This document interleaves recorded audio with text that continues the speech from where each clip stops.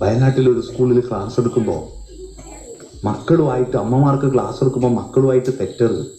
അഥവാ തെറ്റിയിട്ടുണ്ട് രാത്രി അത് നിൽക്കുമ്പോൾ കോംപ്രമൈസ് ആയിക്കൊള്ളു.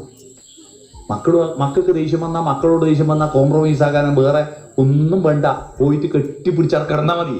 മനസ്സിലായി? അമ്മമാര് അച്ഛന്മാര് കെട്ടിപ്പിടിച്ചാൽ കിടന്നാൽ മതി. അതിൽ തീർന്നു, ഒറ്റ ഉറക്കം തീർന്നു. ഉറങ്ങുന്നതിന് മുമ്പ് തീർത്തിട്ടില്ലേ ഇവൻ അത് മുഴുവൻ റെക്കോർഡാക്കി വെച്ചിട്ട് അതെല്ലാം പലിശക്ക് പലിശ എടുക്കും. എപ്പോ നിങ്ങൾക്ക് അവസാനം സുഖമില്ലാണ്ട് കിടക്കുമ്പോ കുരിപ്പനെയും കൊണ്ട് ഞാൻ ഒയെന്നും പറഞ്ഞിട്ട് തീർക്കും. അതുകൊണ്ട് മക്കളുമായിട്ട് വെറുക്കരുത്. അതുകൊണ്ട് നമ്മളെ മക്കളല്ലേ അവരങ്ങനെ ആയത്, അവരുടെ മനസ്സങ്ങനെയായത്, നമ്മൾ ഉത്തരവാദിയല്ലേ അന്ന് പറഞ്ഞിട്ട് ഞാനിങ്ങനെ പറയുമ്പോൾ അടുത്ത സ്കൂളിലെ ഹെഡ് ടീച്ചർ മറഞ്ഞു കെട്ടി വീണ് എല്ലാം പരിപാടിയെല്ലാം നിർത്തി ടീച്ചറെ എടുത്തു കൊണ്ടുപോയി. അവസാനം മൂത്ത് വെള്ളമെല്ലാം തളിച്ച് കുറച്ച് കഴിഞ്ഞപ്പോൾ ബോധമെല്ലാം വന്നിട്ട് പറഞ്ഞു നിങ്ങൾ തുറന്നു. ക്ലാസ് തുറന്നു. 2-3 ദിവസം കഴിഞ്ഞപ്പോൾ ഈ ടീച്ചർ എന്നെ വിളിച്ചു. എന്തിനാ എനക്കെന്നാ പറ്റിയെന്നറിയോ മാഷെ?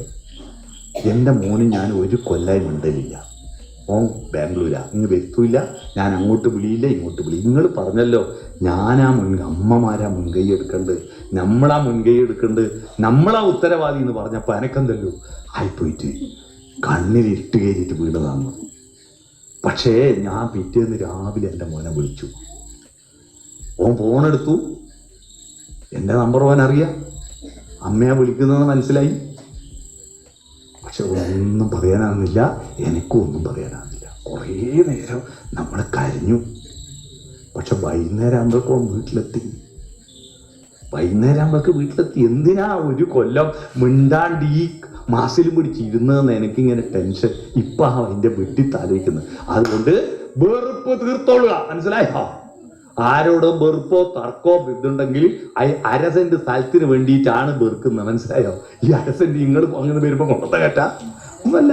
അതുകൊണ്ട് ബഹുജന്തുക്കളിൽ വിദ്വേഷഹീനരമായിട്ട് ശാന്തരായിട്ട് ഭജിക്കുന്നവരുടെ ഹൃദയത്തിൽ രാമനുണ്ടാവും. ഇവിടെയാ ദൈവം അല്ലെ? അമ്പലത്തിൽ പോയി തൊഴുമ്പോ കയ്യിലെ പ്രധാനപ്പെട്ട വിരൽ ഇതല്ലേ ലൈക്ക് അടിക്കുന്ന വിരല്, തള്ള അമ്മയല്ലേ? ബാക്കി 4 മെമ്പർമാരാ, ഇതല്ലേ പഞ്ചായത്ത് പ്രസിഡന്റ് അല്ലേ? ആ വിരലിന് ആരെങ്കിലും ദൈവത്തിനെ കൊള്ള ചൂണ്ടിയിട്ട് തൊഴലുണ്ടാ? ഇങ്ങോട്ടല്ലേ? ഇവിടെയല്ലേ പ്രധാനം? ഇവിടെ മാത്രമല്ല പ്രധാനം, ഇവിടെയുണ്ട്. അതാ തോതു കഴിഞ്ഞാൽ ഇങ്ങനെയാണ്. മേലേക്കാവിലും താഴേക്കാവിലുണ്ട് അല്ലേ? ഇവിടെയാ. അവിടെ മനസ്സ് ശ്രീകോവിലാക്കുക. അത്തരത്തിൽ മനസ്സ് നന്നാക്കി സമാധാനത്തിൽ ദൈവത്തെ പ്രാർത്ഥിക്കും. ദൈവത്തെ പ്രാർത്ഥിച്ചാൽ നമ്മുടെ ജീവിതം സഫലമാവും. അല്ലാതെ ദൈവമേ അതിങ്ങെടുക്കും ഇതെടുക്കും പറഞ്ഞിട്ട് പിടിച്ചു പറയുക. ചില ആളുകൾ ഒരേ ലിസ്റ്റ് കൊടുക്കുക. ഭർത്താവ് ടൗണിൽ പോകുമ്പോൾ സാധനം വാങ്ങേണ്ട ലിസ്റ്റ് കൊടുക്കും പോലെ അമ്പലത്തിൽ പോയി പ്രാർത്ഥിക്കുമ്പോൾ നിങ്ങൾക്കൊരു ബുദ്ധി തന്നിട്ടില്ലേ? അധ്വാനിക്കാൻ കൈകൾ തന്നിട്ടും നടക്കാൻ കാലുകൾ തന്നിട്ടും അതിനെ കൊണ്ട് ജീവിക്കാണ്ട് ഇടക്കിടക്ക് ദൈവമേ അതെടുക്ക് ഇതെടുക്ക് എന്ന് പറഞ്ഞിട്ട് ദൈവത്തിന്റെ പുറകെ ഓടിയാൽ ദൈവം നിങ്ങളെ ശല്യക്കാരുടെ ലിസ്റ്റിലാണ് പെടുത്തുക. നിങ്ങൾ സ്വന്തമായ നിങ്ങളുടെ മനസ്സും നിങ്ങളുടെ ചിന്തയും നിങ്ങളുടെ വികാരങ്ങളും നിങ്ങളുടെ അധ്വാനവും കൊണ്ട് ദൈവത്തെ ശല്യമാക്കാതെ ഇതെല്ലാം കൂട്ടിയോജിപ്പിച്ചു കൊണ്ടുപോകാൻ എൻ്റെ കൂടെ നിൽക്കണേ, എൻ്റെ മക്കളുടെ കൂടെ നിൽക്കണേ. കൈലാസ ശൈലാധിനാഥ. എന്തിനാ പ്രാർത്ഥിച്ചെന്നറിയോ?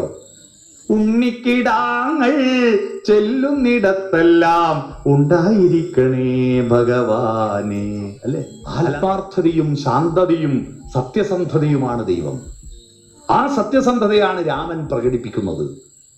രാമന് വേണമെങ്കിൽ 100 പെണ്ണുങ്ങളെ വേറെ കിട്ടൂലേ? എന്തിന് സീതയെ അന്വേഷിച്ച് അവിടെ പോയി? അതാണ്. അതുകൊണ്ട് ആ സത്യസന്ധത, അതിലൂടെ മുന്നോട്ട് പോവുക.